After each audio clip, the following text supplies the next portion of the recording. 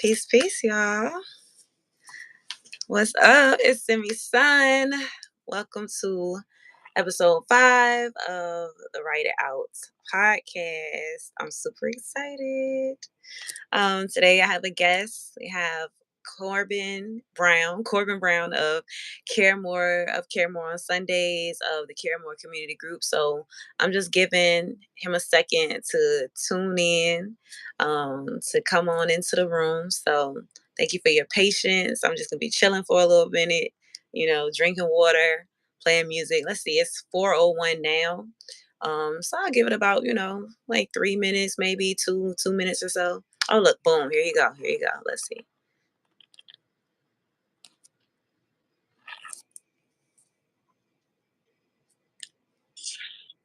Peace. Peace. How you doing, Simi? I'm good. How are you? I'm good. I'm great, man. That's what's up. I literally just got up here. I was just saying, of course, this will be recorded. So, anybody who's in your camp or, anybody who's watching can always feel free to come back and play this. So I was just letting people know that you were coming in. And literally, as I was saying, I'll give it like 2 minutes. You jump right in. So shout out to Divine Time. Exactly. First of all, happy Sunday to you. Happy belated birthday. Happy Juneteenth, all of that. Thank you, man. Happy Sunday to you as well. Happy summer. It's the first day of summer just came this week as well. So Yes, summer appreciate solstice, the full love. moon. A whole lot of good energy been going on. A whole lot. It is. I've Been been hot outside feeling it. too. Yeah, been feeling it, feeling the heat too. Yeah, feeling all of that. Yes, thank you. I appreciate that. I received that. So yeah, I just want to get started. First of all, just talking to anybody who has been tuning into the Write It Out podcast. I want to thank you first and foremost. It's been about this is the 5th episode, which I think is so dope because that 5 is that solar plexus energy. Like we were just saying, the summer solstice just popped off. 4 episodes. I'm going to continue to be consistent. I am being consistent because I'm still here. So I just want to say thank everybody for your patience. Thank you for continuing to be here. And if you are here, make sure you subscribe. Make sure you like, you comment, you share, and you just more than anything, just connect. I love to hear people's actual experiences and what you get out of it. So yeah, Write It Out is a podcast, a mental wellness series, I like to call it, dedicated to journaling in specific and in general, just talking about mental wellness. So we do that through journaling, through sharing prompts, and through conversations like the one we're having right now. So I'm very excited. He's the first guest. Korbin is the first guest I've ever had on this series. So thank you for and I thank you for inviting me onto the show. Really, you well. I'm happy for the opportunity. Really, like I said, everything just aligned perfectly. You saying not even choosing for the keys into the arts. I was always into the wellness, so we could balance to two ways to be able to express yourself and be able to heal yourself at the same time. So through us having a nonprofit and working heavily in the community, we realized how it was more than just working with the children, but really the family. Really bringing the village concept to it and being able to help all aspects at all points of life. So we have different type of programs and curriculums we have created through art. For art and wellness for children and adults. So through the process of me doing the things for the nonprofit and doing things for myself, I was able to create CareMore on Sundays, which is a holistic community where we focus on bringing each other together to heal, grow, and express each other through nature and other holistic practices. This was another way to be able to assist the community. Like I said, the nonprofit is here to not just be something where we hosting events, but really be a tool in providing resources so we can get out of the cycle that our community has found ourselves in. So like I said, CareMore Sundays became an extension of CareMore community itself and continues to serve in the community, but just past just the children. And now we actually serve young adults, older adults. We have seniors, not senior citizens. We have all ages that come out there. So CareMore is really just my mission to the world of what I was given to be able to help assist us with bettering ourselves, and giving other options. I'm not even gonna say what's always better, but really giving additional options and giving additional tools so we can so we can, so the journey won't be as hard as what it is, because we have lacked resources, of course, capital, and certain opportunities in life, of course. But the more prepared we are for these moments that we know we're going to run into, 'cause it's going to always be adversity for people like us. So, Yeah, but we can be prepared for the fight as much as possible. So that's what CareMore does. We provide tools and resources for our people to go out to the fight of the world, and be good. I love that. I love that. I've definitely had the pleasure of being on quite a few. Well, I say quite a few. Being on some different CareMore events, and it is an experience. So, anybody who is watching this, I want to say first of all, peace to everybody in the chat. Yo, thank y'all. We got people from the Netherlands here. Mm. People from Houston, Texas. Peace. Somebody from India. They said they love your hair. Manu Prasad. I hope I'm saying your name right. Yeah, we got some dope people in here. So I want to say thank y'all. Literally people all over the world, Peace. right? Yeah, definitely. So That's what's up. yeah, that's much love.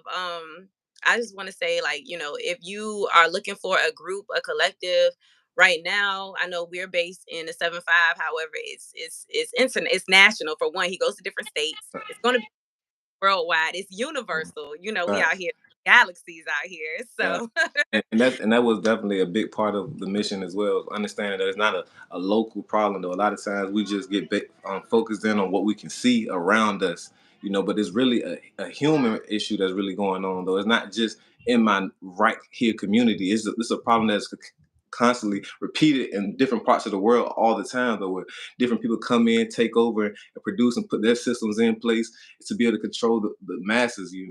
So this is not something it started local, but this is an international mission that we will continue to spread around the world. Ashe. Ashe.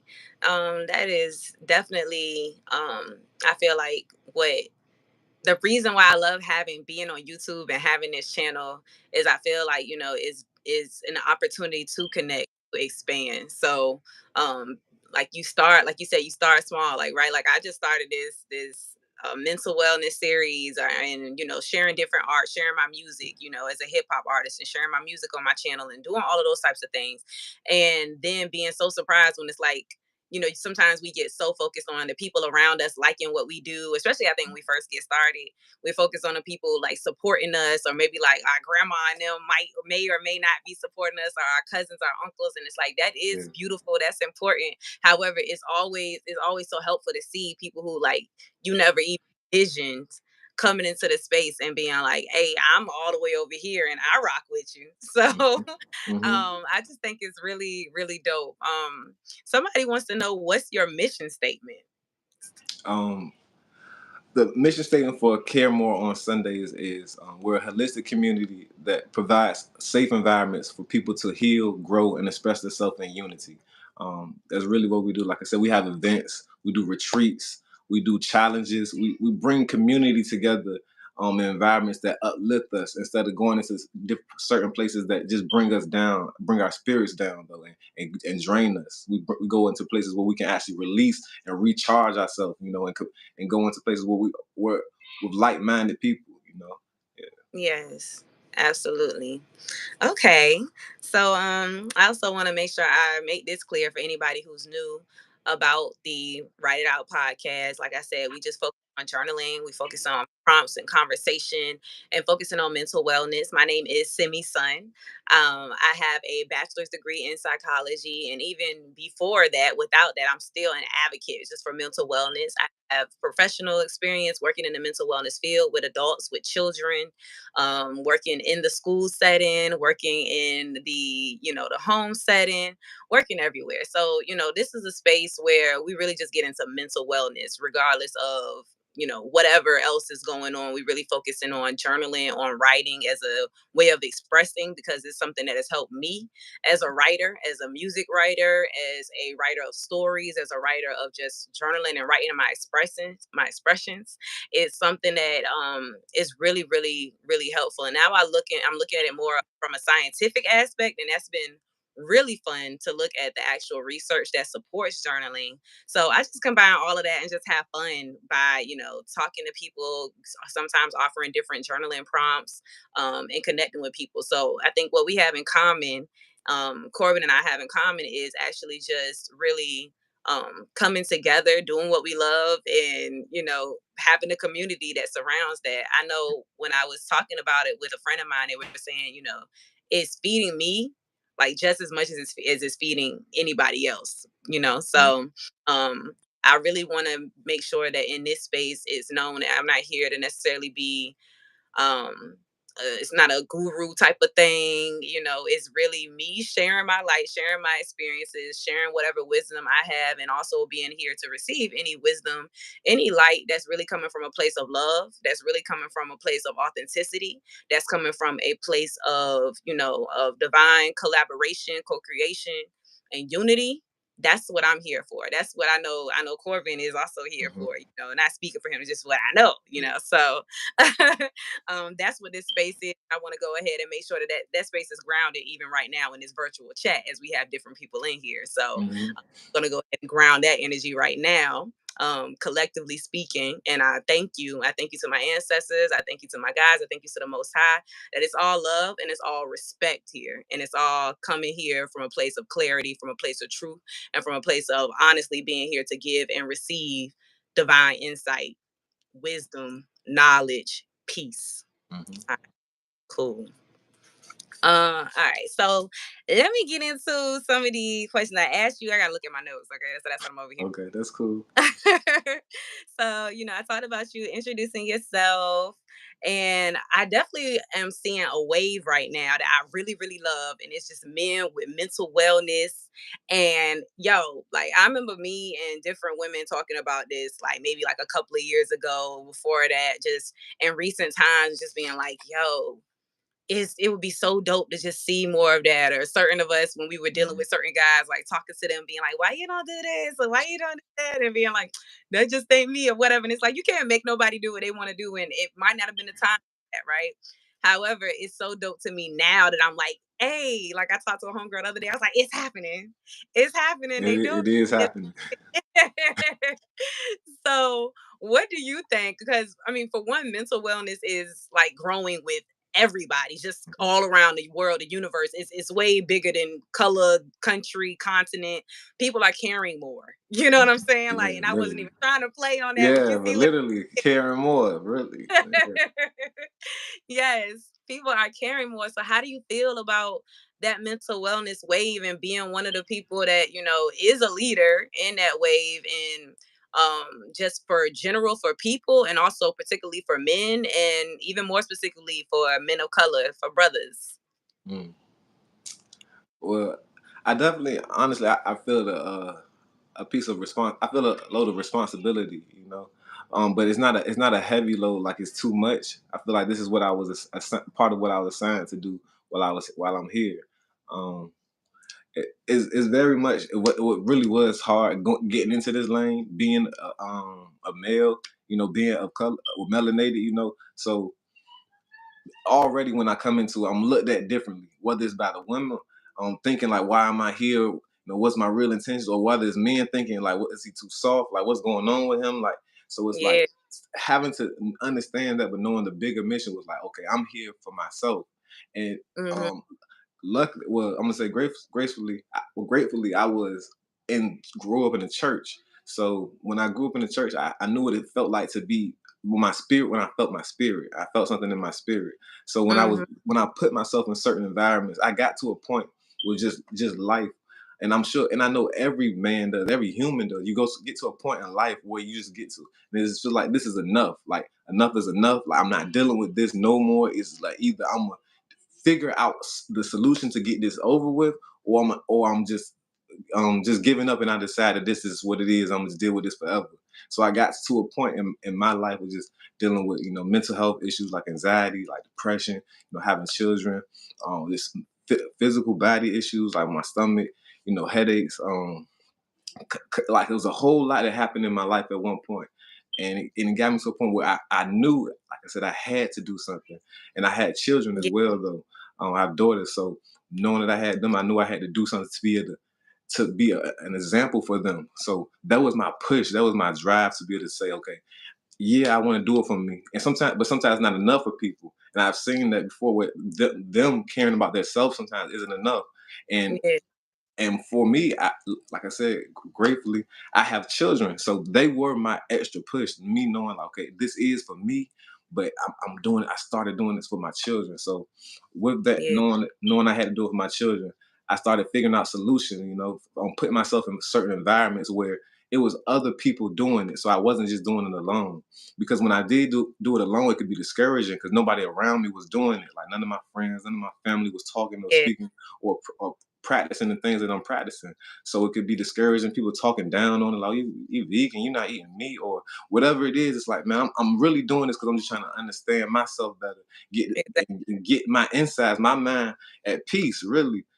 So continuing to have to understand that, like I said, it was hard at some points, but then when I put myself in certain environments with other people who helped me feel like, okay, I am not just accepted, but they understood where I was coming from on the same playing field, and they wanted to do the same. They wanted to heal themselves as well, though. So when I put Mhm. myself in environments with other people who wanted to heal as well, it made it easier for me. So, like I said, I feel a load of responsibility with it, but I know that because I had my children, because I had certain people around me, it gave me a certain push to push me this far though. So now when I see certain people who don't have the same benefits that I have or saying certain resources, it's like, okay, I know what it feels like what you're going through. And Mm. because you don't have everything that I had, I know you might not be able to make it through the same way. But I Yeah. can be somewhat of that person that I had though. I can be that extra push for you. So I can just show you and be that example, showing you how to really be vulnerable, really not care because growing up in a certain community or certain environments, you see masculinity as one certain way. Right. All the men around me really all kind of acted the same and thought the same, really. So that's all I really thought it was. And like I said, continuing to understand myself, learn myself, it was like, okay, I actually got more feelings than I thought. Like I can be sad and that can be okay. Like I had to really just learn to be okay with myself and how I was feeling, what I was going through, how I look. I just had to get okay with everything about myself. And like I said, I had certain things that put me in place to be that helped me on this journey though. It wasn't just, oh, I had to have the confidence, I had to have the motivation inside me. But I knew it was because I also had the environments and certain people in place to be able to Right. assist me on my journey. So now seeing what's going on, it's like, okay, I'm at this place now where I made it through a lot of what that pain was, a lot of what that struggle was, and now I understand what it is and what it feels like. I can see it. I can see it in people's eyes. I can feel it when I'm around it. It's like, okay, well, now because I know better and I know I have the knowledge of how to get through that, now I have to give you the game too, though. So, like I said, it's a sense of responsibility knowing that I am able to assist now the people who grew up in the same environments as me, like people who grew up Right. in the same type of situations, whether it's like I said, not even just locally, but around the world. Though. So yeah, Yeah. but I'm glad to see it though because it's very much needed. Like you said, my father he never showed me a whole lot of affection. My uncles and things like that. The men around me didn't. We didn't have that. That's not what was pushed out. Love, and not saying love, but the feelings part. The because Yeah. for a man, we have to be able to understand both the feminine and masculine sides of us, though. Really, understanding Right. how to express and feel both of those things. But as a man, you really pushed on that masculine. It's only masculine. If you show any type of weakness, that's you're soft. But it's like, okay, you can understand. You have to understand that side of you as well, though. So, like I Mm. said, that part for a long time was pushed on us because we had to be the hardest. We was on the fields. We had to be tough for our families. We had to be the strongest ones. So when we getting taken from our families or losing children and everything, we had to be those tough people for that. Seeing our wives and daughters raped in front of us, we had to be tough. So it forced us to become this. But now we don't have to be in those same environment. We don't have to go through those same things. So we're now unraveling what we were going through. So it was just a matter of time, but we're now rising up to who we know we are. Absolutely. I love what you were saying about just really the masculinity and not being able to necessarily always show the softer parts or the more nurturing parts, so to speak, the emotional parts, whatever Mm, you want to call it, because that's like you said, that's something that was happening with honestly, and I can speak from a woman's side, right? On the divine feminine side, and like the actual just gender of being a woman that happens on our side as well, where everybody was kind of in this hyper masculinity. And mhm, I don't mean masculine as just men. Of course, I'm speaking about, asking you about your actual like gender, sex wise man experience. However, I mean masculinity as just doing, as more of an action, as more of a what you see type of thing, right? And so sometimes the part that you don't see is value. And that's more so what I mean if I'm energetically speaking about the feminine, right? The part that you don't necessarily see, the part that's not as tangible, which those are the emotions, those are the feelings, those are how the words actually make you feel, how the person makes you feel, how you feel, what's going on in your mental, what's going on in your psyche. And I know that like collectively everybody is now, like you said, it was only a matter of time for that energy to now be rising up. So I think it's really beautiful that I'm able to be here to witness it. Like I was telling somebody, I picked the divine time. I picked a great time to come Nah, facts, back. facts. We're in a great you time in history, though. Really. Yes, yes, yes. Great time, and just learning so much and with everything being, it's so much information. And of course, the quote unquote negative or bad sides of it definitely get talked about as they should.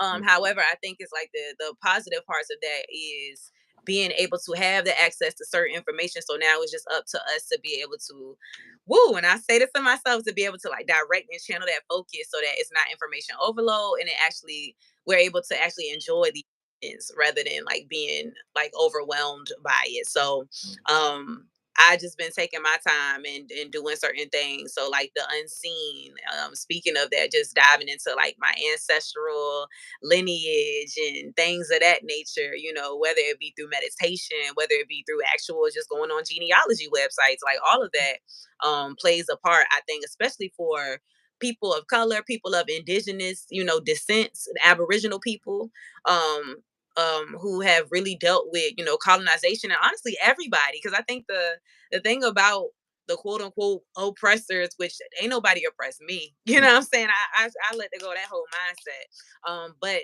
the thing about it, what I'm saying is the thing about it is sometimes they don't realize that you are just as, affected. If you actually think like that nothing's wrong, people talk about certain privilege and all of this. There's no privilege in that. No, no. That's actually you're not realizing how it's damaging you as well. So I think, everybody really benefits from, we talked about history from her story, from the true story, actually, which is a union, a balance of both being brought to the light. So I'm excited to see, like I saw a dude around here, another brother around here, who's doing like an all men's podcast and they Mhm. focus on wellness. I love that. I went on was IG today and I was seeing, I don't know where they from. They from somewhere else, but it was like an all men's I don't know, they was just doing yoga and a whole bunch of stuff. And I was like, okay, like just Mhm. very excited because it's known that, for a while women we'll go off in the cut and go do whatever it looks like and just get it together. You know what I'm Yeah, saying? So yeah, we might have to do it a whole bunch of times when we get it. We'll just keep doing it. You know what I'm yeah. saying? So um I think that it's really important, for people to be able to see, like for men to be able to now like have that capacity and that space to be able to be like, just because I'm a man, it doesn't mean that I don't need peace. It doesn't mean that I don't need peace of mind. It doesn't mean that I don't need time by myself. It doesn't mean that I Mhm. don't need maybe to stretch, or maybe I need a facial. Maybe I need to go, get some self care or whatever that looks like. And not to say that he's any less of a man just because he does that. As far as what this question in this here is asking me about what I think about, Islam or anything like that, I feel like everybody has a certain place. So I don't, if this is a political question, I don't get into that. What I do know is that everybody has roots and ties and is a person that's born into this world has a certain purpose. I do Mhm. know that. Now, what your purpose is might not be revealed to me. However, I do think at the core of us is our hearts. For my particular practice, it's our hearts. Your heart has to be as light as a feather. You know what I'm saying? It has to be. And that doesn't mean being sweet and kind and letting anybody do anything and everything to you. It means being in your truth. And I think we all have like an innate truth that tells us when somebody's being fucked up. You know what I'm saying? For lack of better words, when somebody's doing something that's out of pocket, when somebody's doing something to you or doing something to somebody else, and having that grace to be like, even if I look different, right? Which is what we're Mhm. talking about. Even if I look different, I still know that this is just my truth, and I have to honor that, regardless of being a quote unquote black sheep, regardless of being seen as an outcast, regardless of being seen as somebody who doesn't love the Most High or what anybody else thinks. I have to be true to this heart right here, because that's where my soul lives. You know what I'm saying? That's where my spirit lives. That's where different parts of me live, and so all throughout our body and our aura fields, we have all of these beings, these energies of us that remind us that we supersede this body. And at the same time, we have this body that reminds us that we're living here. So, Yeah. you got to honor that. So, as far as what I think that everybody has a space, and regardless of where you live, whatever country, whatever nationality, there is divine justice that supersedes all of that. And I think we all have a knowing of what that is. Some people are blessed to be able to have extra space to be able to exercise their freedom, and some people have to do a bit more where they are, and that can change throughout time depending on our mindsets and our perspectives. And that's why I think it's so important that we tap into mental wellness, because a lot of stuff that's in the psychology field, and I can definitely say this as somebody who studies psychology, a lot of this comes from indigenous practices. We Hmm. talk about psyche, we're talking about psych, we're talking about the telepathic, we're talking about what's not seen. And it's the ology is the study of that, right? So they say it's a study of human behavior. However, that's not really what psyche and psyche is really is breaking down and saying. So, just continue to be brave, continue to Hmm. be different, continue to be loved, continue to uh, allow yourself to open up and be compassionate for yourself as you change and evolve. So thank you for that insight, person who ever asked that question. Let me see. So first of all, I know that you were talking about you having children. So, how does like what you do now, how do you feel like that like is supporting them or benefiting, or like what do you want to see your children get out of CareMore and just get out of all the mental wellness and all of the things that's going on, and like how do you work with them and teach them about mental wellness? All right, so yeah, I have four daughters, four Okay. beautiful babies, and CareMore. What I want them to get from CareMore is just what they get from me, because CareMore develops me. So it gives me patience, it gives me understanding, it gives me so much relatability to them sometimes, because I get to put myself, I get to see things from a different perspective. So I want them to be able to have to the things that I've learned, and I'm able to incorporate, whether it's the nature walks, whether it's the movement, whether it's the Mm. nutrition, whether it's the plant medicine, whether it's just the herbs in general, whatever it is, those things are now the tools that I'm choosing to give to my children though. So yes, I practice and I have the events for adults and the other children, but those are the things that I practice and I show them on a daily. So for me to speak it and tell others to do it, this has to be something I actually stand on. So being that I Right. have this business and I have this community, my children seeing and understanding it, they help me stay accountable with it as well though. So it's something that's is constantly practiced though. Because like I said, it's gonna always be obstacles and things that I'm running into when I'm having my children. So when I'm able to use those tools, whether it is okay, one of my children was dealing with ADHD, so it was like okay, instead of just going straight to these medicines, now because of what I've learned, I can be able to assist her with the herbs or changing her food diet, um, changing the things that she's consuming, what she's watching. Just being able to examine and knowing that okay, it doesn't have to just be oh she's labeled as this, but what's the Right. holistic effect of how can we be able to help the child as a whole and help her grow still. So like I said, when I'm running to whatever issues I'm having, I don't have to rely on the answers that I was given by the world already. Because, like I said, with my child having issues in school, the world says she has ADHD. You need to give her medicine. But I don't have to just say, okay, they tell me this is what I have to do. I say, okay, I've learned my own things. I can apply my knowledge to be able to assist my children. And then I pass the same knowledge on to them as well, though. Like going back even to the nutrition, me learning how to cook for myself or grow food. Now I'm passing that knowledge, that real generational wealth on to them. So it's not just me passing down a dollar bill or passing down and giving them a trust fund, but me giving them knowledge for now they can feed themselves, produce for themselves, create for themselves and others in the future if they need to. But just really just passing them on the skills that was taken away from us and hidden from us as well though. So Yeah. it's been very, very much beneficial. Like when I first had my children, I was not on this way of thinking. I didn't have this perception of the world. So now even me having to transform my way of thinking and slowly have patience with them because when I raised them into this world. I had them doing everything like everyone else, because that's how I seen it. So for me to change, that's one thing, but I have to still have patience with them, and I understanding that their growth is like nature. So it's not just going to be okay because I said we're eating like this today, then we're eating like this. Okay, it's no understanding their palate has already gotten used to certain foods. I have to be able to deprogram them from the things that I've already taught them, and Right. understand that it's not going to be instant, but it continuously have grace with them. Okay, baby, I know what it is. I see what I'm doing. I know I'm planting these seeds. So eventually, by the time you are a teenager or adult, whatever, when you're put into a situation where you have to make these decisions, it will work for you. I might not see it right now because I know this is how I raised you. I still have you in the environments, everything.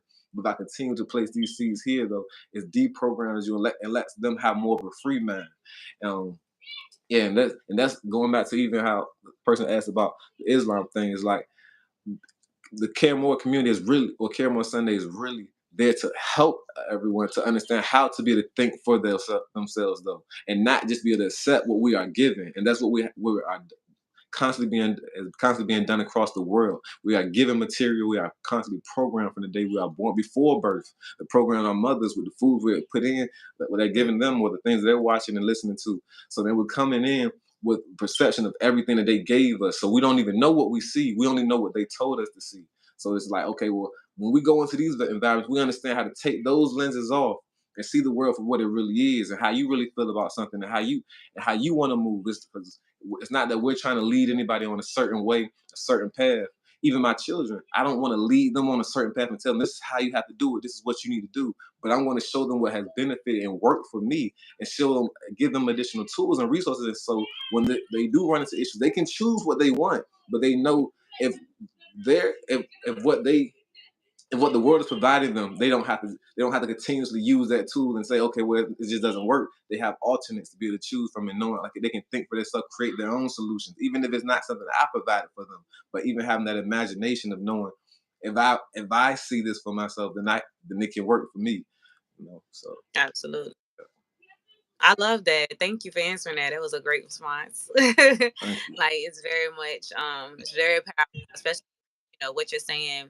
And a thank you to DXOI. I'm not sure exactly how to pronounce that, but thank you.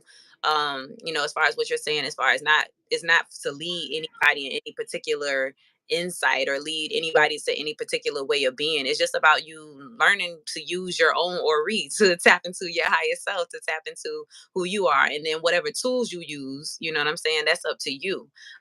So especially in this space, as far as what I'm doing, as far as what you have going on, it's really not, this isn't church. This isn't for me to tell you or to, like I said, to teach at you or to do anything. This is simply for us to be able to have a conversation, because a lot of times that's what happens in, and this is even bigger, outside of religion, how people sometimes are raised, or different cultures, and a lot of cultures share a lot of the same experiences regardless, like throughout the world, where it's just like, if you're this age, then you shouldn't have any opinion about anything sometimes. And I love that that's changing. Mhm. I see that particularly changing in the people I'm around, because of course, like attract like, law of attraction. So I love that, even though I do not have any physical children here of my own as of yet, I'm able to really see people benefiting and just like loving on each other and giving a different amount of compassion to their children, and that maybe they had, maybe allowing their children to ask questions. Sometimes growing up Mhm. it was like, you ask a question, you You I would shut up. You don't. You can get shut popped up, for asking a pop question at the in your wrong face, time. and Yeah. you might get hit. Like Hmm. honestly, you know what I'm saying? But just having a real live question, not even saying that it was always asked in a disrespectful way. You asking a general question, and it might be you get threats. You know what I'm saying? So it's just, it's like, where do people think that goes? Like, why do people think that children don't have emotions, and then wondering why children grow up angry? You know what I'm saying? And why this and why that, and where all that goes, or growing up without a voice. So maybe they don't grow up angry. Maybe they just grow up not knowing how to say anything. And so I love that now, us being different products of those certain environments, we able to be like, yeah, we can do this a little different. Yeah, I'm gonna still make sure I have structure. Yeah, my children are still gonna be disciplined, and even with the children I work with, I'm so blessed to be able to have worked with children, to love working with children, you have to be firm, especially the children who I've worked with, who, as being a therapeutic day treatment counselor and an intensive in-home counselor, I've worked with children who have, like psychological diagnosis sometimes, or who have been known to have behavioral issues, or, whenever I used to explain to somebody, like, what do you do? Like, what do I do? And they be like, TDT, but what's that?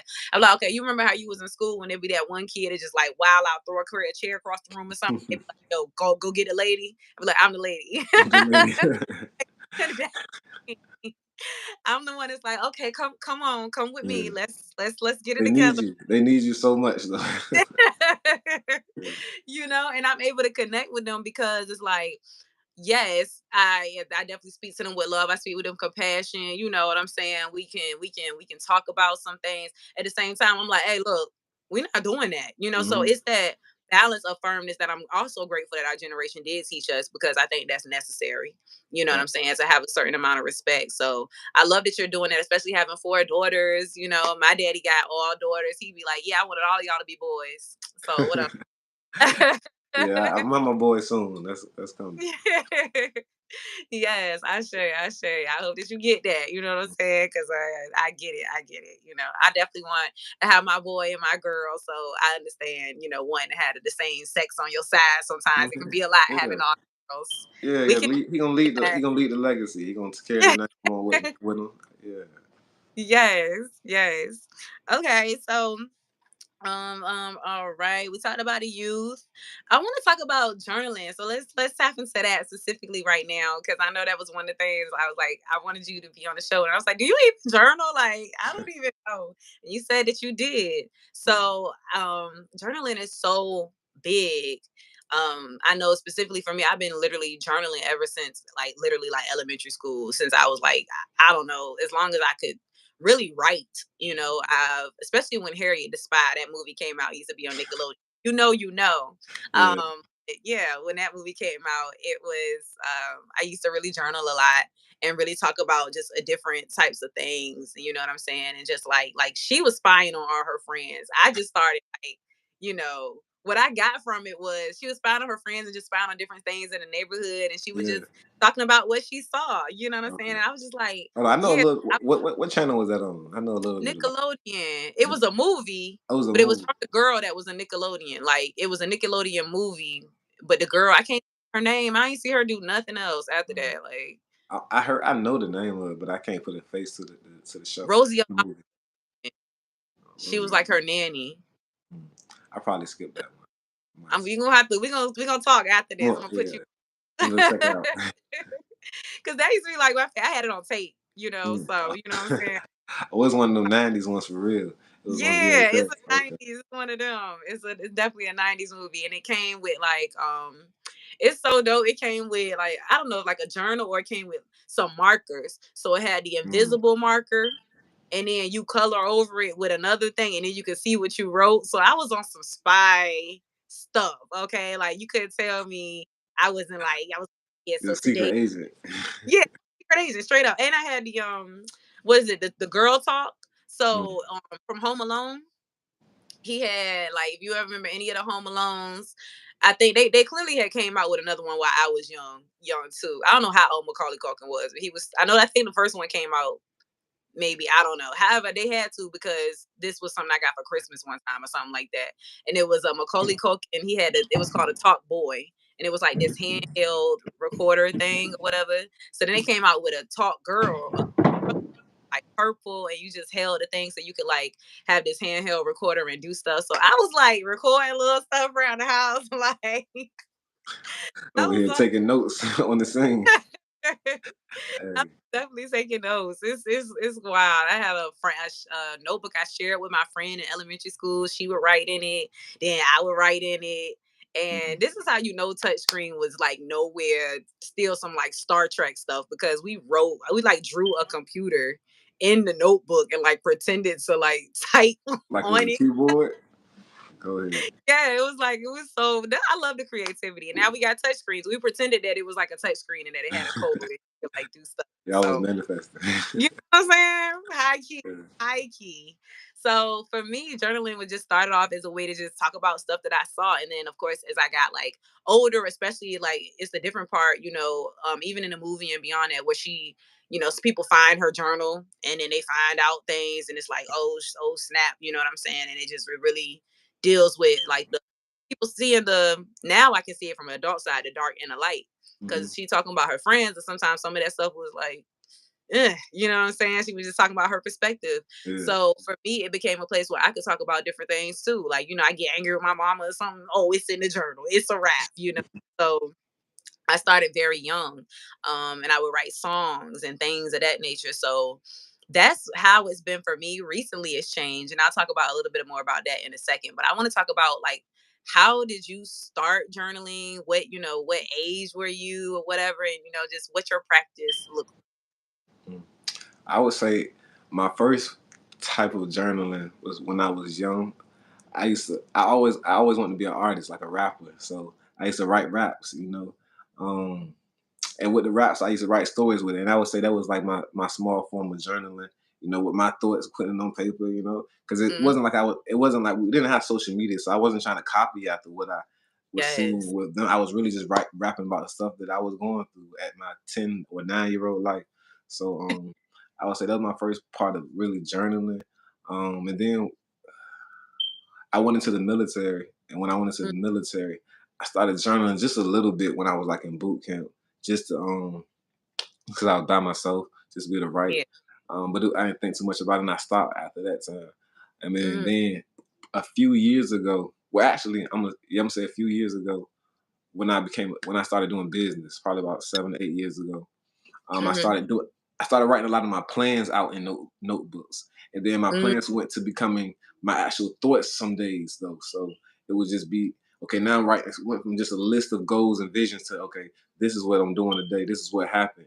This is what I think I'm gonna do. This is what I want to see. Like it just continued to just write, and when I started to see after months or years of having those journals, I would see some of the things that I wrote about with business wise come to life though, and I was like, oh, that's crazy. Like I really said I wanted to do that, you was and manifesting. yeah, and I didn't even understand what was happening at that time, but just seeing it go from just my thought to the pen and paper to then this physical form was like, oh, this is cool though. I'm going to continue to do this so I can continue to look back on where my mind was at and just want the records. I wanted to have the records for myself though. And then I just continued to do it. And then these last couple of years, well, I'm gonna say the last 2 years, I started fasting. And when I started fasting, I Mm, started to incorporate journaling when I would fast. I would just incorporate my experience of what I felt that day, my energy levels, what happened, what I ate, of course, and different things like that. And then just like I said, because I had already did in business, I seen how that was working. Once I had been fasting weeks and months and over time, I was able to look on those and just see where my mind was at, where my emotions was at, what was going on in my life. It was just a good reflection on times in life where it's like I might be on pause, like I might have something going on, some confusion. And then I look mhm, back at this journal, and it's like this gets me back going forward because of what I wrote in the past. Just because it's somewhat still telling the same type of story sometimes, just a different yeah. scenario. So, like I said, I continue to just journal from my fasting, and then I don't do it on an everyday basis, but I do do it. I do it weekly though. Yeah. Just have like just like I said, just having my notebook with me whenever I feel like it. I'll put the date on the paper, and then Yeah. just go in like whatever I'm feeling. And it's been very beneficial for me though. And like I said, the seeing the fact of how I put it to paper and it comes to life, and then just getting it off my chest. Because sometimes I have so many thoughts in my mind that sometimes I Right. don't even know exactly what I think about it until I actually put it on paper. That was like, do I think this or do I do think that? But when I put it on paper, it just flows though, and I don't even have to think about it. It's just like this is what I think. This is I what's love going on. So it's like I can take all that confusion and just release it onto the paper though. So it's been very therapeutic. And then, like I said, just being continue to love music. Whenever I just write, I always wrote about what I would see, what I was dealing with in life, though. What yeah. even if it was the joy or it was the pain, though, I always just enjoyed being able to tell stories through words. So, yeah, I've loved it, and this one of the first times I said it, but I actually have um a holistic guide and journal coming soon. It's gonna be Oh, my first book. Yeah, so it's gonna be a holistic guide, different practices to assist and guide you on your journey, and then also parts to be the where you be able to journal and document the actual experience though. Because like I said, the things that I found to actually be beneficial for me, I want to show others how it can work for them as well though. You know, I'm not trying to force nothing to nobody. It's just like, okay, this worked for me. I'm a human. We all going through some type of same experiences, just different situations, different perspectives. It was like this can work for me. It might can work. It can work for another human being too, though. So I'm putting it out. I Right. wanted to put that out there. Right. I love that. First of all, yeah, we just got a CareMore exclusive, you know Yeah, that's so exclusive what for real, for real, for real. Yeah. I'm saying? Yeah, and I'm gonna be real. I was nervous even to just enter that lane of it because like I said, going back to being new in the field of just health, not myself, but just in general, how mental health is just becoming more of a more popular thing, and everybody has such different opinions and perspectives on it. And it's like Yeah. to understand that your view on what you think or what you believe is very valuable as well though, and to not be able to take in the outside critics as much and not care like, okay, what somebody else might think, or is it accredited, or because I haven't done the certain things that everybody else done, is it going to be just as valuable, is it going to work, is it right? But Right. I had to really get past all that and understand, like, hey, this is part of that responsibility. Like, you did remember those things you told yourself. You do know a lot. You do have a lot that you went through, and you are able to share a lot as well, though. So share that knowledge, though. Don't hoard that information. Don't hoard what was able to help. It's like if I was able to make, because help is really wealth, though. That's what I know now, really. So it's like if I was able to make $1 million, I wouldn't hoard the information on how I made this $1 million. I'm gonna tell somebody else so they can make $1 million too. So that's what I'm doing. My health. I've been able to free my body, my mind, and really understand it and learn myself so much that it's a different way I view the world that I didn't even know was possible. So it's like, okay, now that I got this info, I'm not even gonna keep this to myself. I'm gonna let others get free too. Let me go ahead put it in this book so everybody else can get the chance to do what I did, Yeah. or I in think their own way though.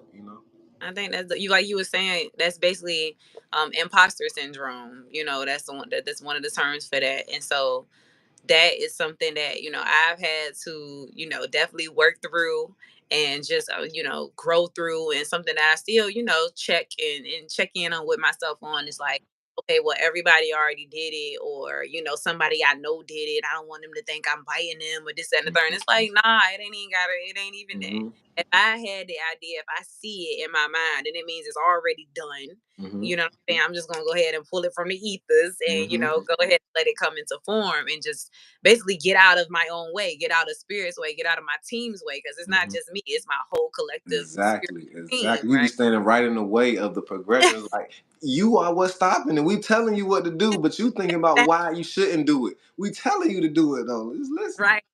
Right. That mind. Hmm. That's why that mental wellness is so important. So like doing things like journaling, like another thing I was hearing when you were talking about just how you sometimes you don't even know what exactly the thoughts where they're going. You just have a lot of different thoughts, and then you like once you start writing, you're able to be like, oh, okay, this is what I feel about it. This is the direction I'm gonna go. It makes me think of, something that I talk about. I think I said it in a different episode, maybe one of the first episodes, about how for me journaling was really helpful, even physically, with like my heart health, and just with different things and issues that I was dealing with. And it continues to be helpful because it's something that I learned. I read in the book and I've practiced it. You know what I'm saying? So it's about just your different chakras, and of course we have the heart chakra. Well, we also have so many other chakras than just the main seven chakras. And one of those other chakras that we have, or two of those, are our hand chakras. You know what I'm saying? So we also have the hand chakras, and they're located in the center of our palm. So they can be the same color green as our hearts, or sometimes they can be different colors depending on whatever it is. So um basically that book is called Your Auras and Your Chakras by, I think, Colin McLaurin or something like that. She has an excerpt in the beginning of it saying that she's like completely changed a lot of her different views and everything like that. However, because it's different editions of it. However, I did so funny because I didn't even see that until like this year. I read that book last year and I had that book 4 years. And I like literally for like years. And when I would pick it up, I was just like, I wasn't ready yet. You know what I'm saying? However, I read the whole thing all the way through. It was like when I got here, and it's beautiful to be able to see that growth. So regardless of wherever she is and wherever she's grown, whatever she was saying at that time was it still is helpful. It's still helpful now. It's still helpful to me. It resonates, so I'm gonna share it. And it's definitely what I know to still be true.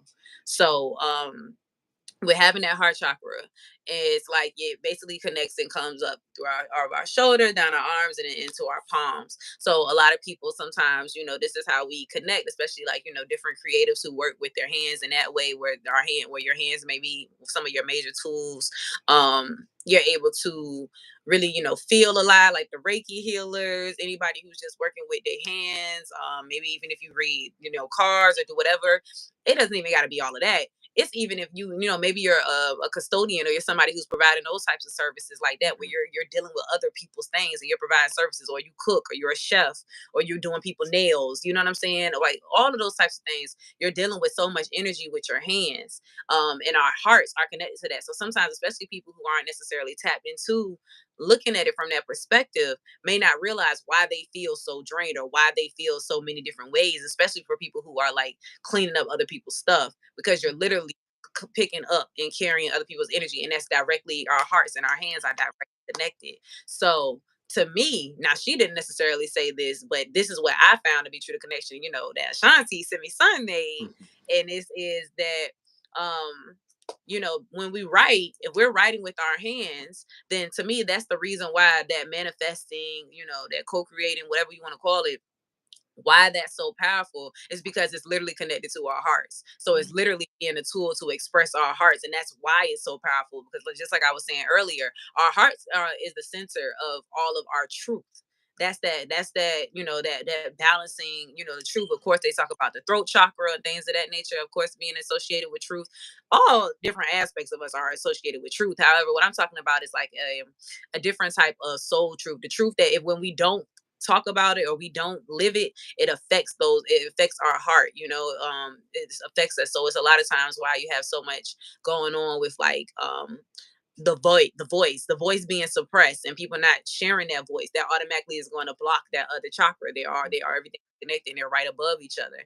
And so sometimes when that heart is unbalanced, then now you're being too giving, or you're being, too cold, or whatever it is. You're not saying as much. If it's too open, then you just doing whatever, and you're not using your throat chakra, using your solar plexus, you know what I'm saying, to be able to like show your will and show what you want to do. And if it's too closed up, then maybe you're like in a place where you're being super closed off, and you're not letting love in, and you're not being compassionate or forgiving. You know what I'm saying? So it's just having that balance and being able to have that truth of your heart to be able to say, okay, I have a boundary. At the same time, this is what I feel. So that might look like having that truth, right? And that heart light might mean like, I think about people who be in like situations where they really hate the situation.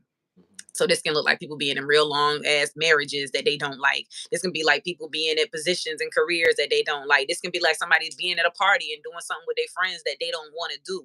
You know what I'm saying? Just because of the sake of, well, I don't want to upset them.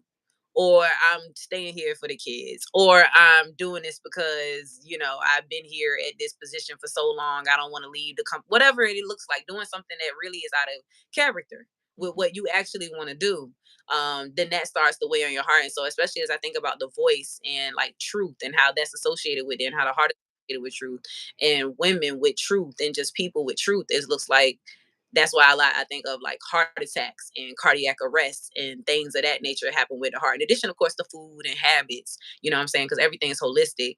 I think the other part of that is like not being able to say, when you don't say something or you keep something bottled up for so long, it does affect your heart. So even that could just be as simple as having a whole bunch of ideas, and then not being able, like you said, to be able to like give them some space to like show up. It's like, okay, once you write it down, now you've materialized what your heart was needing to get out. And so like, oh, okay, cool. And so everything, I feel like, just like do do do, you know what I'm saying? Like Tetris, it just like it builds up. And so now it's able to form into something that can now be of more use in the material world. So I think it's dope that you say that. I think that's like my own theory on how the manifesting like really, works. One day I'm gonna do an experiment. I'm gonna like really be able to show that. But Yeah, for yeah, I sure. also Thank you. When you were talking about planning and using your journal, have you ever heard of the bullet journal The method? bullet journal. Yeah. I think I've heard of it. What's the concept though? So, it's apparently it started as that name is. I don't know if he officially he they say he officially started this West Research. So the guy's name is Ryder Carroll. Like he's young. Like he ain't like he's super old. You know what I'm saying? I don't know. Maybe like his late 30s or 40s or something like that. And he started this because he just needed a way. I don't know if he had ADHD or what it was. He just basically needed a way to organize. So what he did was start a certain method, and it's real easy. You don't have to have a specific. They do have certain journals that are dedicated to bullet journaling, so you can buy them, or you can just really just use a journal like I did. I turned my what is it? I got one from Dollar Tree. Like I wrote bullet journal up there, okay, and then I just do the thing. So you can write like a table of contents, and you basically just write out your plans. And it's been really helpful for me because like I know writing stuff down definitely helps.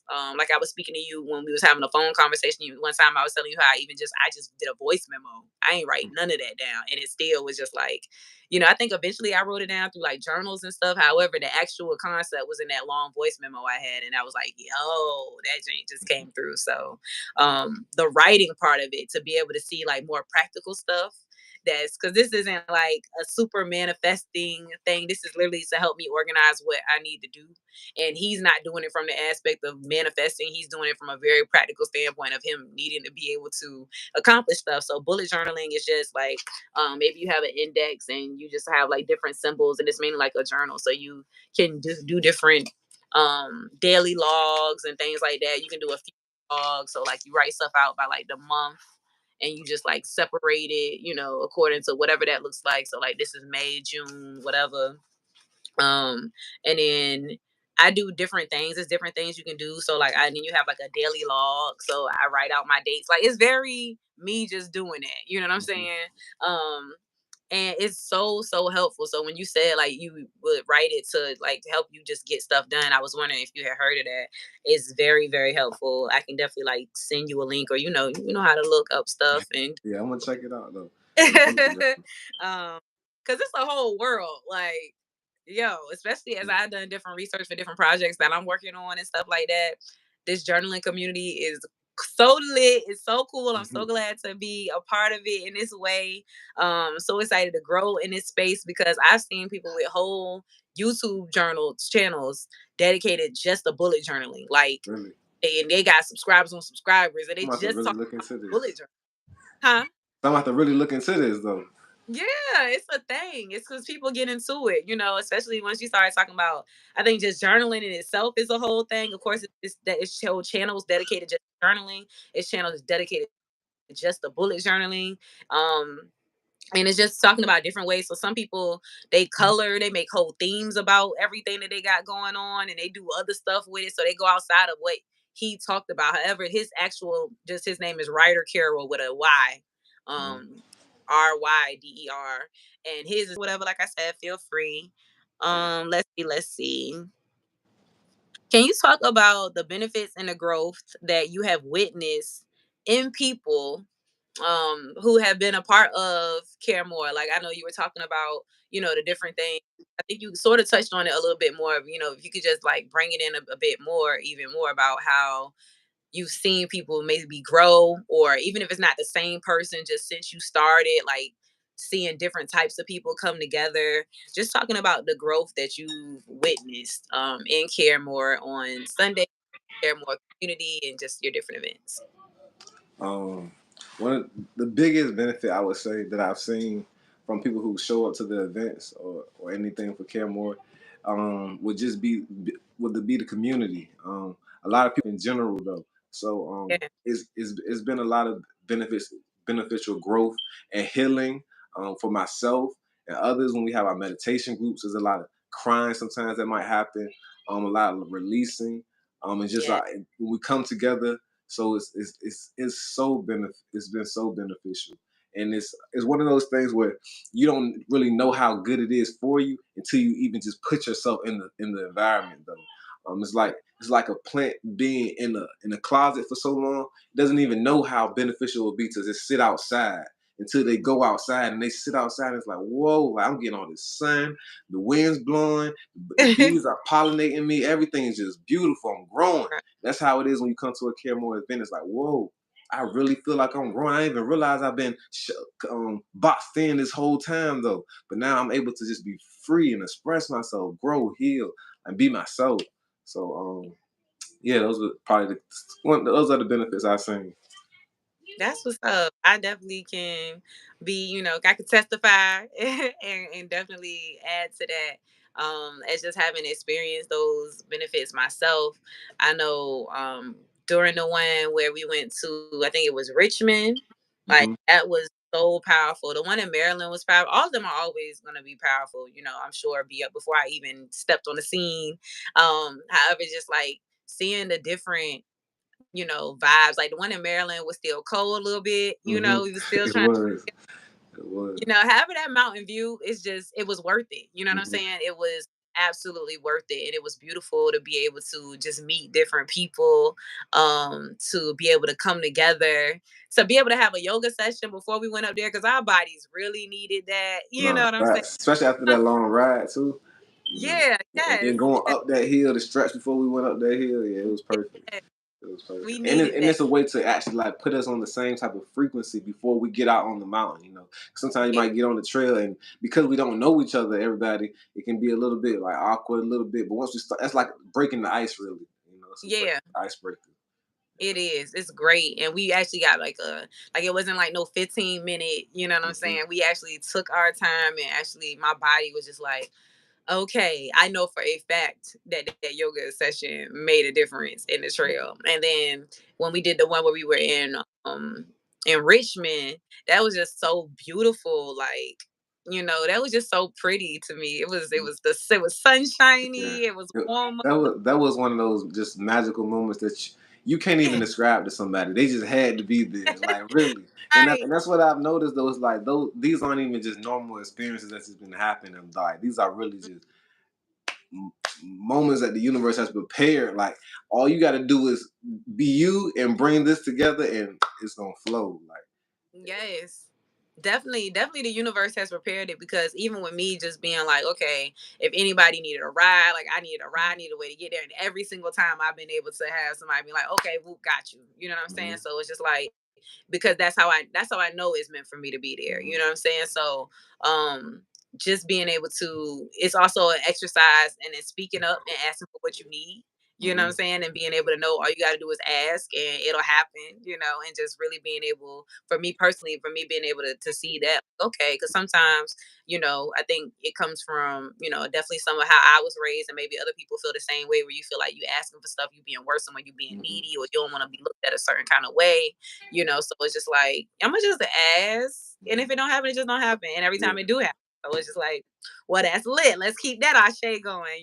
mm-hmm, So yeah, I just been really, really blessed, and to have all of these different people. Like when I look at the pictures, and I'm just like, yo, we still high off of the mm-hmm, experience. You know what I'm saying? Like just high off of life, like high off of the feeling of community, high off of just the smiles and everybody being able to be there together and pretty much be on the same wave. Like I don't know what everybody's diets be when they get there. However, everybody be happy to eat fruit mm-hmm, and share water and you know what I'm saying, eat whatever they're doing at that particular time. Nobody's ever like, dang, I wish this was that, or I wish this. yeah, Everybody's very like grateful and mm-hmm, present, so I think it's just super powerful. And like you said, that's how you on a path of doing what, the most high, what's your higher self, what I'm saying, with your ancestors, what's your egg bay, your soul tribe, because that's a lot what I've learned in EFI is just, talking about that, talking about different experiences that we have. That was one experience that just shown me, learning about Egun, which is our ancestors, and then you have egg bay, which is your like your soul tribe, you would call it, to be those people who may not be related by blood, however they're super important to you. So in Ifa, you learn to honor your Egun, your ancestors, and then you also honor your Egbe, your cosmic, your soul tribe, and they are powerful. You know what I'm saying? They are powerful as well. So I love that that's something that because we always say like soul tribe, and then for me to learn that, oh, okay, this is a thing, like on some real, like you can have Yeah. best friends from Orun, which is like heaven, or it's the Mm. spiritual world. You can have spiritual this, spiritual that, and it's like, yo, so when we see each other, sometimes some people have certain destinies and paths where they might be even closer to their egg bait than they are to like their living relatives. So I think it's really powerful, and I think that it's a reason why we all connect and why we all link up, and it's really dope to see everybody's role, because even though you lead these events and you curate them and you organize them, everybody still shines their own unique light, even like with the women's hike, that I'm still like super grateful and just blessed that you tapped me on the shoulder to lead that hike. Even when me and Sky were leading it, Earth Mama Sky, even when we were leading it, it was just like, yeah, this is more of us having this space. And every time we would say thank you, they was definitely like, no, thank y'all. And we was like, what are we doing? And they like, you just holding space. And it was like, Yeah. okay, that's lit, because sometimes you think of, again, we're talking about that masculine, that feminine energy of like, especially I think being so academically inclined, sometimes it's like, coming from school, right? You'd be like, okay, you got to have a plan. Or Hmm. even coming from an entrepreneur wave, it's like Yeah. you have to have a plan. So Yeah. that's In the what itinerary, what we doing? yeah, Yeah. what we gonna do? All right, ladies, at 2 o'clock, 1 o'clock, we're gonna do this, and then we're gonna stop, and then we're gonna meditate. And it was like none of that was necessarily needed. Mhm. None of it happened. First of all, like it didn't happen. We came out there. People was late. Hmm. Sky was late at 15 minutes from the spot. How we get here before and everybody was like so grateful for the 30-minute grace period. Everybody was so happy. Yeah. So it was just Yeah. like, and it all worked out. It all panned out even better than I think what we could have imagined. Like certain things that I had in my mind and I'm like, I really wanted to happen. They happened, just not in the way that I saw them happening. Like Mhm. in my mind, I was like, okay, I'm gonna talk to Sky first. We gonna talk about it in beforehand. We gonna plan some stuff out. She was like, girl, I'm busy planning my daughter's birthday right now. I'm like, you know what? This is divine feminine energy. We gonna let divine feminine rock. I don't gotta write it down. Just showing up. Like that Yep. that was your job right there. Just show up and your light is gonna shine. And that's what I've realized. Like Instructor, comedic yoga instructor. And she is awesome. Yeah, I'm gonna plug her right now. Yeah, shout out to Danny, the oh yeah. crystalline alchemist. Check her out. She Hmm. has comedic yoga on YouTube. And it's so beautiful because I actually started um, we talk about just spirit, yo. We talk about egg-based soul tribe. I started to work with her, virtually on YouTube in like 2020, end of 2019, somewhere up in there. And I was doing her comedic yoga videos. I did not know this woman. She is to another person that you see on YouTube. Same way you search, okay, YouTube, comedic YouTube, somehow up. And I just started doing the videos. It was her and a couple of other people. Everybody be knowing yoga with Adrian. You know what I'm saying? She was one of the people, and her and Adrian. I was going to their classes. They didn't even know me. Whole I met her recently. I met her last year because she had an event at Culture, you know what I'm saying, at Culture Vegan. And then I'm like, oh my gosh, she here. I'm going so crazy. Then I connect with her. She like, yeah, I live here now. We just moved back, and now I live in like, I think at the time it was like Suffolk or something like that. And I was like, yo, this is wild. And then she's continued to come to the events at Soul, the open mic that we have at Culture Vegan. And so then she came out to my music performance that was 2 weeks ago, and now we hanging out. And it's like, and I'm getting to know her. It's like, oh, her family is from here. Mhm. And when she was actually doing those videos, she wasn't here though. She was in Jacksonville, Florida. Mm. So she was somebody who was just on YouTube, you know what I'm saying, Yeah. so to speak. Like nowhere on my radar. And now we're like having this whole, she from, her family from the same area in Norfolk, my family from the same area in Norfolk. She moved to Virginia Beach in the same area that I live in now at a certain time in her life. You know what I'm saying? I'm just It's like, not a coincidence. that is not a coincidence at all. I'm like super high off of that. Like that Mhm. is so, I'm like, okay, you my cousin. Okay. Like what we supposed to be doing here? You know what I'm saying? Yeah. And so honestly, I know that right now we are doing what we're supposed to be doing, is just being friends and connecting with each other. And I feel like we're like catching up. You know what I'm saying? So um even where she lived in and being from the same place in Norfolk, she literally lived around the corner. She lived on the same, excuse me, she lived on the same road that I lived on in Norfolk. The Wild. same road. The That's same wild. road, yo. I In lived North, on the Wilson same Road in road in Camp. North. She lived on Wilson Road in Campostella. That's wild. Like, yo.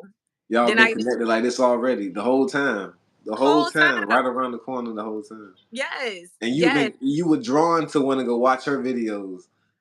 And for that specific reason, though, y'all was already connected. Yes. And I Hmm. was faithful. I was subscribed. I was out Hmm. here. You know what I'm saying?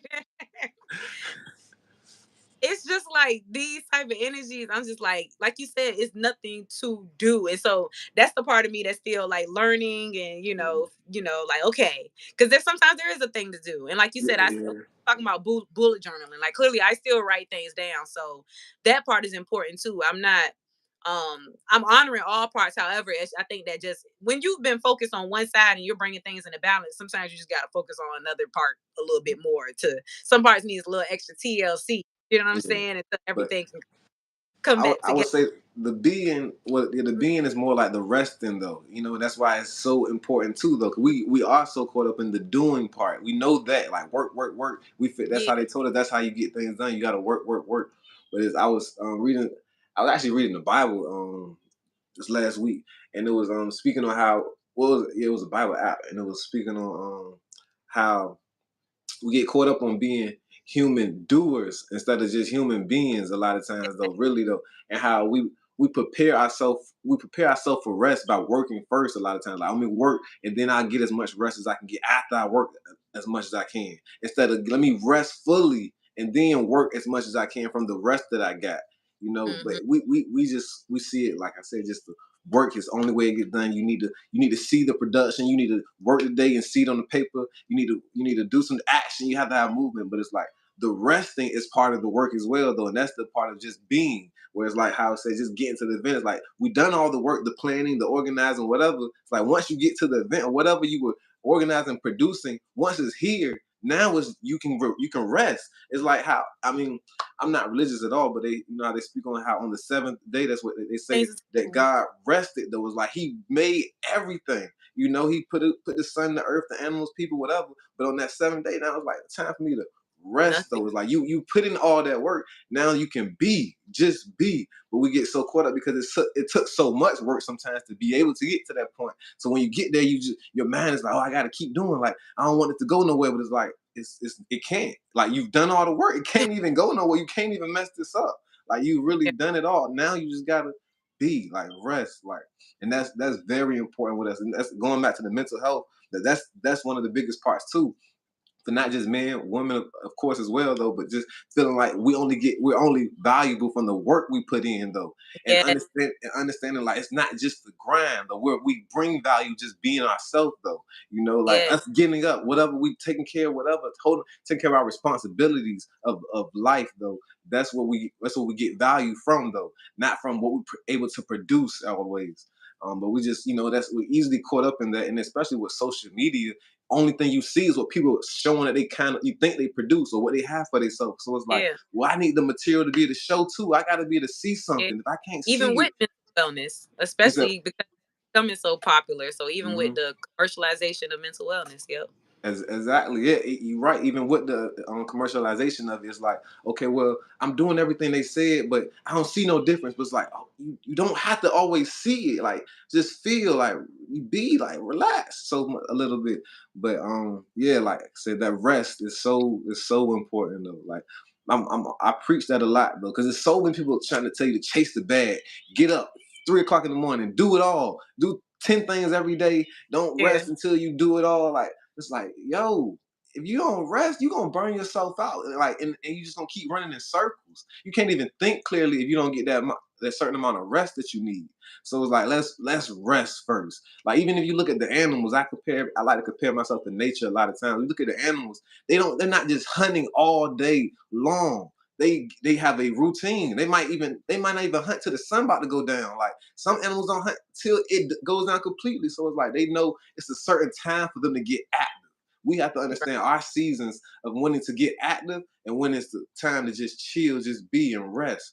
And understand that the world is still working in our benefit during that time though. But we have to do our job of just being. But once we're doing so much, we actually messing some stuff up. It's like it's like if you have a puzzle piece and it's like the world has one side of it and you trying to bring and do so much. It's like you can just relax, you can fit right in here, but you keep trying to move and doing so much that you missing the whole point of the connection. So you avoiding so much about just thinking you have to do when it's like sometimes the simpleness is just beating Yes. you, you know? Yes.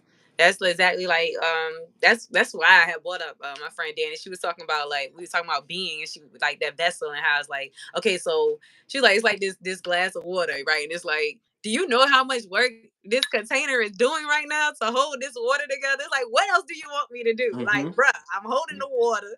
You know what I'm saying? Able to get whatever you wouldn't be able to do and do without with just being. You know what I'm Mm-hmm. saying? So it's just like realizing that sometimes we're just this container. Mm-hmm. You know what I'm saying? And like sometimes it's just really, especially I think, learning numerology and different things like that has really helped me just in different ways. And so learning sometimes about just different paths and roles that different people play and Mm-hmm. knowing that sometimes, often I because one of the things I've seen in mine is like you really don't have to do anything. Like I seen it written, and everybody's got their different takeaways of numerology. This is especially when I was at the point when I first learned it. So I was just researching everything, googling everything, and I was googling that like life path 80 different thousand ways. You know what I'm saying? And every time it pretty much said the same thing. It was just saying it from a different perspective, and every time that perspective was like, you don't have to do anything. You just being in a space, literally, like just adds to the energy. And I was like, okay, I like that sound good. And It I'd be like, sounds good, yeah. okay. And I'd be like, all right, yeah, I can see that. Like, it's just me. I don't gotta do nothing. And then for what I'm like, do you need this? Do you need this? And it's just like still learning that, like, and now, like recently, you know what I'm saying, have I really been able to get, within the last year or so, and even more so within this year, and the end of last year, so to speak, last like 6 months and beyond, right? It's just being able to really see, oh, okay, no, for real. I really just show up and like do what I love to do. Like it ain't like Mm-hmm. I'm showing up and like containing myself. If I feel like I want to do this, I do that. If I feel like I want to talk about this, I talk about it, but not feeling like I have to teach or I have to guide because I'm a quote unquote spiritual master or I'm this, that, and the third or anything like that. It's like, oh no, really? The same way that I receive other people and be like, I'm just so happy you're here and it just feels good because I can feel their energy. That's how people feel about me. So let me give myself that same compassion. Let me realize that like it's also so much more than what I can even see. So much is going on metaphysically, like with our auras and everything like that, and us being like super magnetic crystal beings. You know what I'm saying? We are literally bioluminescent beings. We literally give off light and shit. So who knows what just happened when I came into a space and you were feeling how you were feeling. Now, my duty I've learned personally, as an empath and things like that, is to make sure I'm knowing what my energy is and what, oh, this ain't mine. Okay, and figuring that out. However, especially once I have that, and I'm able to be like, okay, this is what's going on in this space, and being able to be like, okay, even if that looks like, well, now it's way less people around. That's cool. I set the tone for what is going on in my space, and now whoever wants to join this space is able to do so from a place of like just attraction. That's all I have to do. And sometimes I don't even have to say that. It just is just like a thought or something like Mm-hmm. that. So I think that's really dope that you encourage being is really refreshing to see that, especially just from like a man, just from anybody, just from somebody who also has similar like community experiences. You know what I'm saying? Like to be able to see that it's okay. And I say that it's refreshing to see you doing it as a man because I think sometimes even like I was saying earlier, like even women sometimes we compare ourselves even knowingly or unknowingly to like the quote unquote standard man aspect of you gotta go get the bag, especially we talking about hip hop culture that we grew up on, you know what I'm saying, and things like that. It's that hustler mentality. Is people be like they gonna sleep when they die. I be like, you know what I'm saying? Or Yeah. you know what I'm saying? I'm grinding. We all grew up with the grinding beat. You know what I'm Gotta, saying? yeah, you gotta grind. You gotta grind. It's just like, why would I want to grind? Like, what's good about I'm gonna flow? You know what I'm Mm-hmm. saying? It's just like being able to say that and live that is I even have a video about it, like how it can be very challenging, to actually do that. And that is a work. That there's work within just allowing yourself to be. So anybody who does that, we should definitely give ourselves a round of applause and know that it's not just doing nothing. Like I've been in a Mm-hmm. space, like I told you about on a personal note of where it just felt like not as much action as I may have had wanted at one point. And so then realizing like, okay, but what has happened? Being able to like journal deeper, being able to Hmm. start this, Yeah. you know what I'm saying? I Yeah, wouldn't yeah, that's what them journals definitely come in handy because it's like, oh, I did say I was gonna do this, and I actually did have do that. So just because it yes, don't look like a whole lot has happened, I actually am taking care of things. Though things are getting done. Yeah. yes, Yeah. yes. I 'Cause I started doing a Saturn reflection. said a who So reflection. Saturn Day reflection. Okay. So I do it from my point of view. I look at Sunday as a chill day as well. You know, however, it's like I didn't want to do this on a Saturday. Hmm. So you know what I mean? Even though I feel like it's a chill day, I still feel like what we're doing is chill. Yeah. So I grow with this. However, like on Saturdays, that's a day where I do my best, unless of course it's events, because I still live in the world and I still have Yeah. certain things that go on Saturdays. A lot of people do things on Saturdays. Um, I do my best to like really chill. So even with the events that are going on Saturday, I'm resting. It's something I love to do. Like if it's a CareMore event or if it's something like that, that's different to me. Hmm. I'm observing that type of like you talking about a certain spirituality, a certain amount of peace, a certain amount of. So I do a thing on Saturdays in my bujo, my bullet journal. That's the little nickname. Bullet journal is cute. So is in my Pujo. I write about just what has happened throughout the strong. That's what somebody called it instead of the week, right? Talking about etymology. So what has happened all the way up from Sunday, which is when I'm starting it, all the way up until Saturday. And that's so helpful for me. I feel like anybody who just wants to do that, I really encourage you to do that because especially if people for like who deal with perfectionism or deal with quote unquote overachieving or just, you know, who just are natural like creators and you just do it like that's a beautiful thing to have. Hmm. So to me, you know, as we learn and allow our, you know, the neuroplasticity of our brains to change and to form in a way that serves us in a higher way as we grow, it's helpful for me to be able to be like, actually I did this. Like I don't even. I started it off, and I was like, I did a Saturday, right? So this is from like last strong. So I started this today is Sunday. Sometimes I do them on Sunday. I might not do them on Saturday. Okay, I give myself grace. So I started, and I was like, yo, I started off and like lots of reflecting. I was like, I didn't do a couple of things because I had some stuff going on in my personal life. You know what I'm saying? So that whole paragraph is basically me just being like, huh, so I didn't do this. I was like, however, you know what, I'm gonna just get out of the way and just trust myself and allow myself to move through with that. And then I was like, you know what, let me focus on what I did do. So like that last sentence, all of this is actually what I did do. You know what I'm saying? So it's like, had I not written that out, I might have just focused on because you see, I started off. That was the first thing I wrote from my heart. It's like, okay, I didn't do this. Yeah. That was on my mind. Like, all right. However, that's only a paragraph of it. What I actually did, what actually, you know, was accomplished, regardless of what I did, what was actually accomplished in my life Hmm. was a whole page and some more long. So it's important to be able to like see that. I think sometimes our eyes needs to be able to see it as well. And it's just been really helpful to me. So I encourage people to do that regularly. You know, don't just wait for a retrograde. Don't just wait for, you know, something else to happen. It's helpful to do it consistently. Even sometimes I haven't always did it. So like I said, yesterday was Saturday, I did it today. All right. You know what I mean? Or sometimes I might not have done it for a couple of weeks. It's just helpful for me. So I just share that if that helps anybody else to be able to just write every strong, every 7 days, every however many days, what you've actually done. And it doesn't I include the practical things.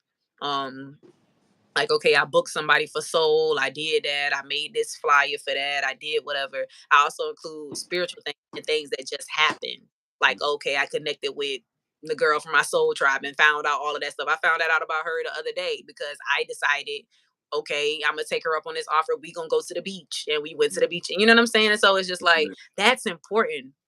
That's soul shit that who knows what ancestral history we got that we connect and that we need to have these conversations in order to heal whatever is going on, and who knows where that's going to continue to go. That's the real work that has to be done, though. Yeah.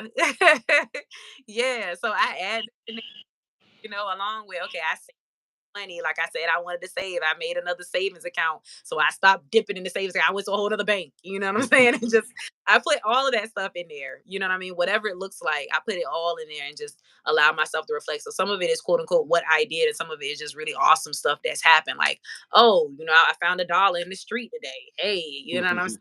Somebody told me this today. I put all of that in there. And so it's just really helpful to be able to reflect. So this is the last question I'm gonna ask. I love that we Okay. got 88 up there on the timestamp. Um, Oh, I didn't even realize it's been that long. That's crazy. yeah, we've been up here, which is good. That means it's Yeah. it's flowing. It's good conversation. Um, because I'm glad I started to text you beforehand and like give you a estimate of how long I thought it was gonna be, and I was Yeah. like probably under an hour, and that would have been grossly wrong. Yeah, I was So gonna ask, and I was gonna ask, and if you'd have told me an hour, I would. It would have seemed longer in my head than it actually was. I was like, yeah, oh, but I mean, it don't even feel like an hour right now, though. Yeah. I love that. I love Yeah. that. So yeah, so this is a freestyle right now. Put you on the spot just a little bit. Like, Okay. what is a journal prompt that you recommend, that you would create for anybody else who watches, for me, for all of us, for this episode? Because every episode I usually do a journal prompt. It's something that I'm focusing on. So what's a journal prompt? And you can think about it for a little while, Mm. say a little second if you need some time. When you say the journal prompt, meaning like a topic to discuss in the journal, like Mhm. Yep.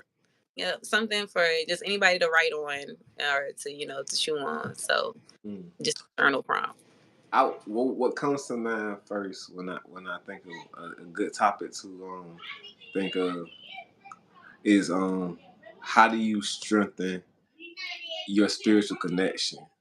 Mm. Yeah, I would say that, like I said, that would be a big thing because you would be able to go over the tools that you're using through the day. When you feel like it comes in handy.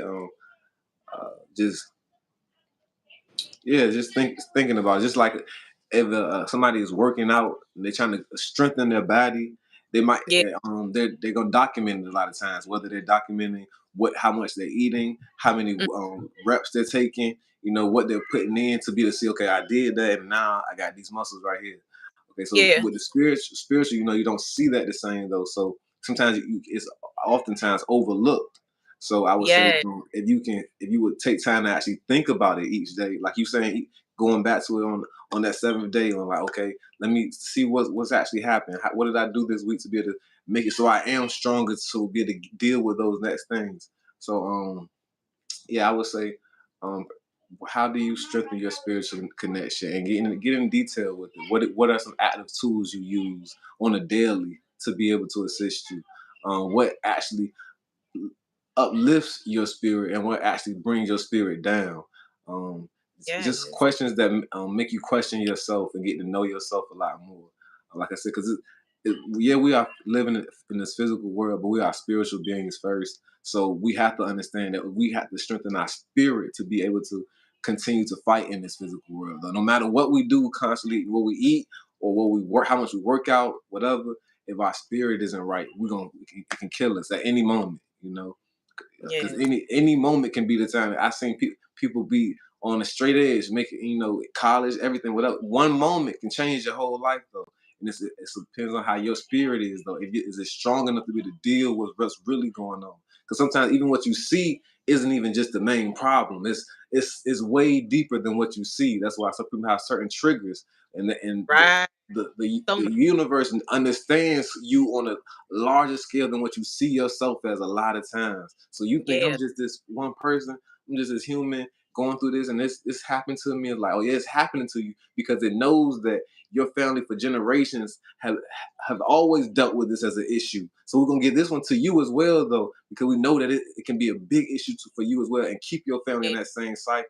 So Yeah. to be able It is. to yeah. But yeah, just to be able to break those cycles, strengthen our spirit, and keep pushing forward in this world. I would say document and see experiment on yourself. How do you strengthen your spiritual connection? I like that. So everybody, I really like that. You know what I'm saying? I'm gonna sum it back up just for my own understanding. So how can you strengthen your spiritual connection? Get very detailed about it. Think about different tools. Think about different practices. Think about work for you. You can do this once a day. You can do this once a month. Do it as often as you feel. I think the more consistently you do it, the better it'll be. Mhm. However, that consistency looks different for everybody. Like, you know what I'm saying? You need different types of consistencies when you're making pancakes and when you're making biscuits. You know what I mean? So No, that's facts. That's facts. That's I facts. like that. That one came off the top. That's my hip hop side. That was a bar right Hey, now you there. gotta know what's needed though in different situations, you know. Yeah. So, it might look different from moment to moment. Just be graceful. And I think the Mhm. main thing is just to tune in, like you said, doing that experiment with yourself and just, looking at yourself. It's not necessarily about analyzing yourself, it's just about observing. Mhm. So I'm Mhm. gonna add some icing on the cake with that, some honey on that, and say, Oh, and be sweet, be be sweet. kind, be honest, be Mm. accountable. You know Yep. what I'm saying? Be for real. Be sweet though. Be compassionate with yourself. Be compassionate with others. So thank you so much. Thank you so much, Thank you. Corbin. Thank you, man. Thank you for everybody who is tuned in as well. Though, but really, these conversations a lot of times they're really healing, though. Because like I said, we have these conversations in our head. We talk about things we're going through, regardless. But when you talk to others, though, you can, like I said, when you're writing, it flows, and with conversation, it flows. So you don't have to think about it too much. So when you giving yourself answers, sometimes we're reflections of each other. So when you're talking to me, asking me these questions, and I'm giving the answers, I'm giving it back to myself at the same time, feeding me to be able to receive what I need to hear. So I thank you for this space. You are so welcome. I share. Yeah, I received that. That's definitely true. So, Kelsey, tell the people like how they can find you. Put tell them your Instagram and whatever, any event you got coming up that you want people to know about. You know. I got you. I got you. So you can follow me at CareMore_Corbin. That's on Instagram, YouTube, Facebook too. I'm not on. Matter of fact, I might be on TikTok. I don't even do TikTok too much though. But I'm building up my YouTube channel a lot more though, so I am gonna be putting a lot more personal videos out there. And then I'm also yeah, that's what. Oh, you can also find the business CareMore on Sundays at CareMore CareMore on Sundays, and the nonprofit CareMore_community. Just CareMore everything. But yeah, we have a lot of events always coming up. We like to flow with nature. We don't. I don't move for the money, so I'm not just making things up for what's the next thing to make $1 for. Moving with the attention of what's best for the community, what we need right now. I Um, share. so you can join our community on Halo. Stay up to date. If you're not on social media, you don't even need an app for this. You can be on the web browser, just check in, or you can have an email address, and you'll receive updates on all our events, meetups. Some of them are free. Some of them might cost a couple dollars, but it's always a good experience, though. But yeah, tap in across the world. Like I said, we're local right now, but we're expanding. Actually, our next retreat will be in Georgia coming up soon. But we're gonna continue to expand and work with others. Work collaborating with each other is so important though, because we feel like we're so different because we're separated by state lines and borders, or even country Yeah. lines, continents, and it's like we're all really the same, going through things the same, just in different environments, different scenarios. So we can connect and we have these different conversations from state to state, or country to country, or continent to continent. It helps us grow and understand ourselves more and the world more, having more empathy for ourselves and the world. You know. Yes. Thank you. That's beautifully said. I'm looking forward to that one in Georgia. Like, I just found out too, y'all. So I'm looking forward to that one in Georgia. We had talked about the retreat. So yeah, I'm excited to see how that goes. Maybe tap my toe out there and be there Mm-hmm. myself. Who knows? Either Yeah. way, I'm excited. I always since day one, you know what I'm saying? Have just wished you the best. And one of the best for you is really, really exciting to see you grow, to see you thrive, and to see, the CareMore collective thrive. I'm really honored to be a part of that community. I do feel that. I feel the family. I feel the connectivity. It's so great to meet different people. And I'm excited to see it come across state lines because I know Georgia, I know Atlanta in that area, and I'm sure it's other parts of Georgia as well, has a really cool scene as far as like, their wellness scene and their vegan scene and all that. And even beyond vegan and all of that, they just have a really beautiful scene that I haven't experienced in that point, because anytime I was going to Atlanta back in the day, I was on some other stuff. I was You was hitting the I clubs. I was already know. loving. Okay. Yeah, I already know what time it was. But yeah, Yes. it So definitely is beautiful energy out there. It's a lot of yeah. a lot of native tribes that were already there, and the Mm, energy is there from the mountains and everything is very very high. So it's a very mm. spiritual place, really, that we don't even Yeah, understand. You know, well, yes. not that we don't understand, but they don't. That it's sometimes overlooked. It's like I I don't mean to keep going, but even looking at all the artists that come do. out of that area, though, it's like you would think it's like, oh, it's a coincidence, but it's not. It's really the energy of what the power that's out there already, though. You know, from the Mm, bloodlines of the family that was already out there. Like I said, so that many part. tribes, native tribes that still keep some of their culture out there. I think they have temples out there as well in Georgia that Mm, are similar to the pyramids that you can go in. They're wow. called mounds. That you look Yeah. on Google the Georgia mounds, but they were Okay. made specifically in different spots, just like how the pyramids were made in different spots Mhm. in Kemet. So it's like everything we did was intentional with the earth. And like I said, we don't know what's really going on sometimes. We just see like, oh, it's a nice mountain, it's a nice hill. Like, what's going on over there? But That's it's a whole really man. energy in that area. There's a certain amount of energy in certain parts of the world, and that is a very special place. So we're gonna visit them Oh and yeah. touch Now I'm the like, land. Touch how the did you? land. They always trying to tell us go back home, but We home is around the world. We are native to the land. yeah, You know, yeah. we here. So that's a whole. I got a whole nother thing about how I feel about that. As far as what I'm saying, our native roots here in Mhm. America. That's a Mhm. whole nother thing. I'm not even gonna go there right now.